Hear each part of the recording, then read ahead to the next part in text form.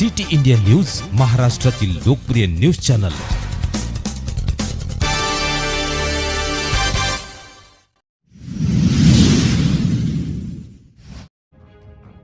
खापा येथे आमदार आशिष देशमुख यांची आढावा बैठक पार पडली।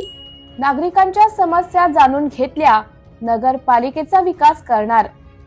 खापा नगर परिषद येथे आमदार आशिष देशमुख यांची आढावा बैठक गुरुवारी 23 जानेवारीला नगर परिषद येथे पार पडली।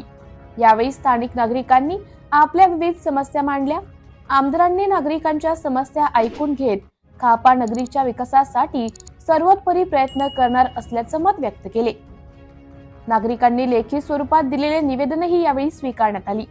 खापा नगरीतील विकासासाठी निधी उपलब्ध करून देणार, तर शहरातील वाचनालयात सुविधा पुरवणे, सीसीटीव्ही कॅमेरे लावणे, पाण्याची समस्या सोडवणे, सार्वजनिक वाचनालय, व्यायामशाळा, स्मशानभूमीतील सुविधा, बगीचे अशा अनेक समस्या मार्गी लावण्यासाठी प्रयत्न करणार असल्याचं मतही व्यक्त केले।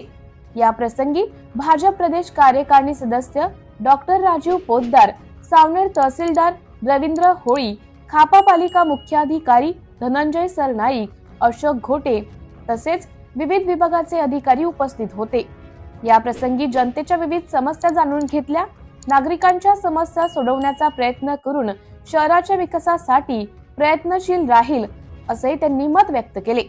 आढावा बैठकी दरम्यान पियुष बुर्डे, अमोल भुते, प्रफुल्ल मोहटे, राजेश चंद्र बुर्डे, खेमराज बारा पात्रे, लक्ष्मीकांत गागाटे तसेच खापा शहरातील हजारोंच्या संख्येने नागरिकांची उपस्थिती होती। कार्यक्रमाचं संचालन प्रमोद लखडकर तर आभार वैभव गोळे यांनी मानले। सिटी इंडिया न्यूज साठी नागपूर जिल्हा प्रतिनिधी प्रशांत ठाकरे।